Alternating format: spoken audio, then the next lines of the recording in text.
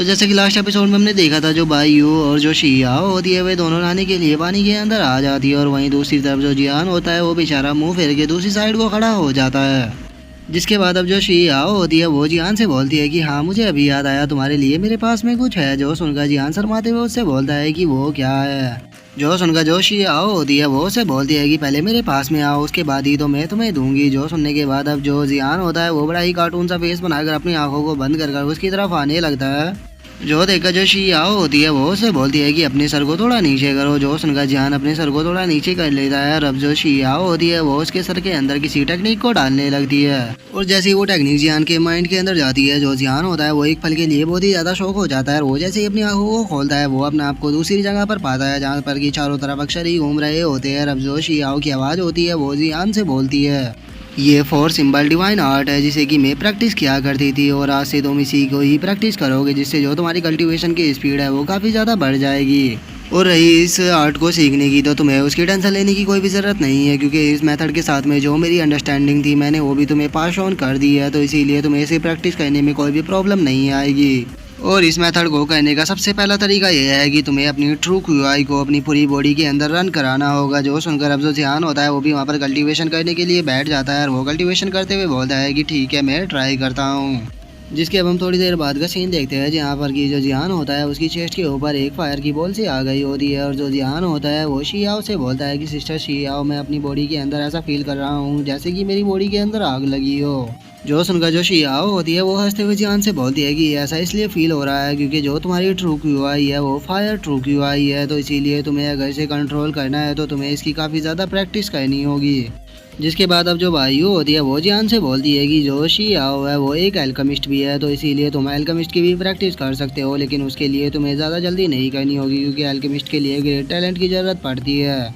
तो इसीलिए अगर तुम एक एल्केमिस्ट भी बनना चाहते हो तो उसके लिए पहले तुम्हारे अंदर सब्र होना ज़रूरी है। जो सुनकर जो जियान होता है वो उन दोनों से बोलता है कि आप दोनों मुझे जितनी इन्फॉर्मेशन दे रही हो, और इसी के साथ में जो आपकी कल्टीवेशन का मेथड है, इससे मुझे ऐसे लगता है कि बहुत ही जल्द मैं मॉर्टल मार्शल रियलम के 8 लेवल पर चला जाऊंगा, और बहुत ही जल्द हो सकता है कि 9th रियलम पर भी चला जाऊँ। उसके बाद मैं ही सबसे पावरफुल होऊंगा। और जियान की अब इस बात को सुनकर जो शियाओ होती है वो जियान को देखकर हंसने लगती है, जिसे देखकर जो जियान होता है वो उसकी तरफ देखते हुए बोलता है कि क्या हुआ, क्या मैंने कुछ गलत बोल दिया। जो सुनकर जो शियाओ होती है वो जियान को बताती है कि लिटिल ब्रदर, अभी तुम कल्टीवेशन के वर्ल्ड के बारे में कुछ भी नहीं जानते। तुम्हें क्या लगता है कि जो मॉर्टल मार्शल रियलम होता है यही सबसे ऊपर होता है? मॉर्टल मार्शल रियलम के बाद ट्रू मार्शल रियलम आता है, और उसके बाद निर्वाणा रियलम आता है, और ऐसे ही पता नहीं कल्टीवेशन के कितने ज़्यादा रियलम है। तो इसीलिए अभी तुम्हें इतने आगे की नहीं सोचनी चाहिए, अभी तुम्हें बस अपनी प्रैक्टिस के ऊपर ध्यान देना चाहिए, क्योंकि जो ये तुम्हारी शैनवू कॉन्टिनेंट है ये इस तरह है जैसे कि समुंदर के बीच में एक पानी की बूंद। ये जो मार्शल आर्ट का वर्ल्ड है ये तुम्हारी इमेजिनेशन से भी ज़्यादा बड़ा है, और अगर तुम पावरफुल बन पाओगे तो तुम उसके बाद इस वर्ल्ड को भी देख पाओगे। जो सुनकर अब जो बायू होती है वो भी जियान को बताती है कि जो हमारा एनिमी है वो इतना पावरफुल है कि वो तुम्हारे पूरे इस डायनेस्टी को केवल एक फिंगर में ही ख़त्म कर सकता है, तो इसीलिए तुम्हें इस चीज़ का ध्यान रखना होगा कि जो हमारी आइडेंटिटी है वो रिवील नहीं होनी चाहिए, क्योंकि ऐसा अगर हुआ तो वो केवल तुम्हें ही ख़त्म नहीं करेगा बल्कि जिनसे तुम प्यार करते हो वो उन सबको भी मार देगा।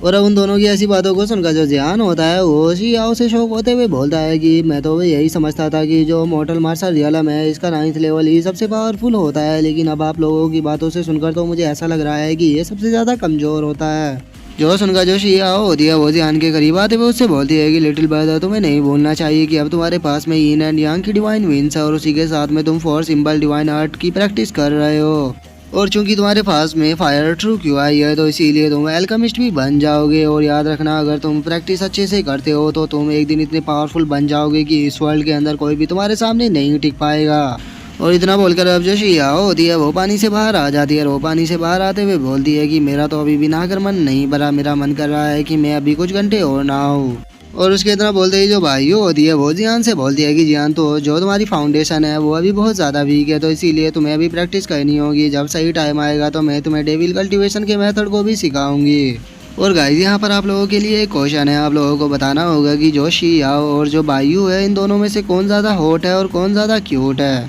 जो सुनकर अब जो जियान होता है वो भी खुश होते हुए वहाँ से जाने लगता है, और वो वहाँ से जाते हुए बोलता है कि ठीक है तो फिर मैं प्रैक्टिस करने के लिए जा रहा हूँ, अब मैं आप दोनों को डिस्टर्ब नहीं करूँगा। और इतना बोलकर जो जियान होता है वो वहाँ से जाने ही वाला होता है, लेकिन तभी किसी के चिल्लाने की आवाज़ आती है, जो कि चिल्लाते हुए बोलता है कि जियान क्या तुम वापस आ गए। और अब उस आवाज़ को सुनकर वे तीनों बहुत ही ज़्यादा शौक हो जाते हैं। जिसके बाद अब हम देखते हैं कि जो जियान के फादर होते हैं वो गेट को खोलकर एकदम से अंदर आ जाते हैं और वे जियान के पास में आते हुए बोलते हैं कि बेटा जियान फाइनली तुम सही सलामत वापस आ गए। और अब एकदम से अपने फादर को अंदर आता हुआ देखकर जो जियान होता है वो भी बहुत ही ज़्यादा शौक हो जाता है, लेकिन वे जो बायू और जो शियाओ होती है वही टाइम के रहते हुए स्पेस रिंग के अंदर चली जाती है।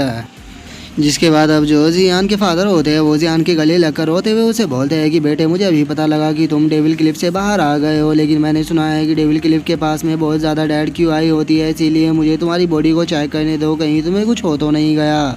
जो देखकर जो जियान होता है वो घबराते हुए अपने फादर से बोलता है कि फादर मैं ठीक हूँ। जो सुनकर अब जो शियाओ होती है वो जियान से बोलती है कि तुम्हें टेंशन लेने की कोई भी ज़रूरत नहीं है, हम स्टोरेज रिंग के अंदर आ गए, तुम्हारा फादर हमें फील नहीं कर पाएगा। और शियाओ के इतना बोलते के साथ ही अब जो जियान के फादर होते हैं वो जियान की बॉडी को चेक करते हुए उसे बोलते हैं कि रुको पहले मुझे तुम्हारी बॉडी को चेक करने दो, कहीं तुम सीरियस इंजर्ड तो नहीं हो। और इतना बोलकर जैसे ही वे जियान की बॉडी को चेक करते हैं वे बहुत ही ज़्यादा शौक हो जाते हैं और वे खुश होते हुए जियान से बोलते हैं कि जियान क्या तुम्हारे पास में स्पेशल वैन आ गई है।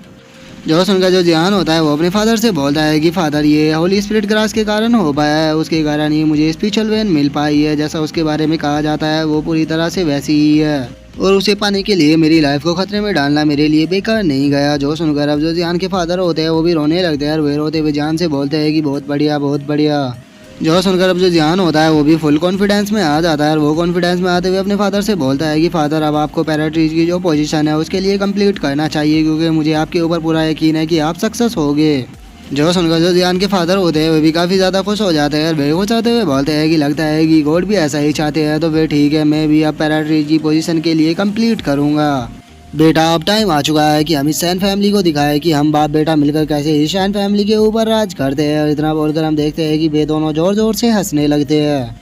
और उसके इतना बोलते के साथ ही अब हम एक महीने बाद का सीन देखते हैं जहाँ पर कि जो जियान होता है वो पिल पवेलियन के अंदर जा रहा होता है। और अब जो जियान होता है वो अंदर जाते हुए अपने मन में सोचता है कि एक हफ्ते की प्रैक्टिस के कारण जो फायर ट्रू क्यू आई है उसके ऊपर मेरा काफ़ी अच्छा कंट्रोल हो गया है। लेकिन जो सिस्टर शियो है उन्होंने कहा है कि अगर मैं अपनी फायर क्यूआई को इम्प्रूव करना चाहता हूं तो उसके लिए मुझे जो एलिक्सर है उन्हें रिफाइन करना होगा, तो चलो अब यहाँ से थोड़े एलिक्सरों को बाय करते हैं। और इतना बोलकर जो जियान होता है वो पिल पवेलियन के अंदर आ जाता है और वो वहाँ पर आने के बाद एक पिल की कॉस्ट को देखता है जिसकी कॉस्ट 5000 स्पिरिट स्टोन होती है। और अब उसकी इतनी ज़्यादा कॉस्ट को देखकर जो जियान होता है वो वहाँ पर रोना शुरू कर देता है और वो रोते हुए अपने मन में सोचता है कि सच में मैं तो बहुत ज़्यादा गरीब हूँ, मैं तो यहाँ पर एक मामूली सी भी पिल को नहीं खरीद सकता। और जियान के इतना सोचते के साथ ही अब जो शियाओ होती है वो बाहर आ जाती है और वो बाहर आते हुए जियान से बोलती है कि बेवकूफ़ कहीं कि अगर तुम हर्ब को भी नहीं खरीदोगे तो फिर तुम खुद को पावरफुल कैसे बनाओगे। और शियाओ की अब इतना बोलते के साथ ही जो हमारा आज का एपिसोड है वो यहीं पे कंप्लीट हो जाता है। तो अब नेक्स्ट एपिसोड में देखें कि आगे क्या होता है। अगर आप लोगों को वीडियो अच्छी लगी हो तो लाइक करना, चैनल को सब्सक्राइब करना। मैं मिलता हूँ नेक्स्ट एपिसोड में, तब तक के लिए बाय बाय गाइस।